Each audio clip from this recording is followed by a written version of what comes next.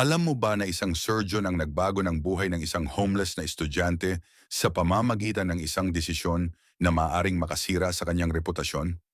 Si Dr. Nathan Rodriguez ay nakakita kay Marcus na natutulog sa waiting room ng hospital, nakapaligid ng mga medical textbooks. Ang batang ito ay walang tahanan pero nag-aaral para sa pre-med. Kahit sinasabi ng mga kolega na mag-ingat, nag-alok si Nathan ng tulong. Binigyan niya ng tirahan si Marcus, nag-tutor para sa MCAT at naging mentor.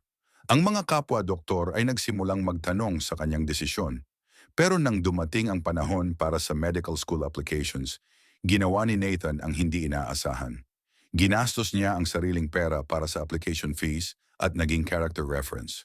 Alam niyang maaaring makasama ito sa kanyang career, pero nagtiwala siya sa potensyal ni Marcus. Ngayon, si Marcus ay successful surgeon na rin. Nag-establish siya ng scholarship fund para sa mga katulad niyang mahihirap. Si Nathan naman ay naging Physician Educator of the Year. Ang mentorship program nila ay naging modelo sa buong bansa.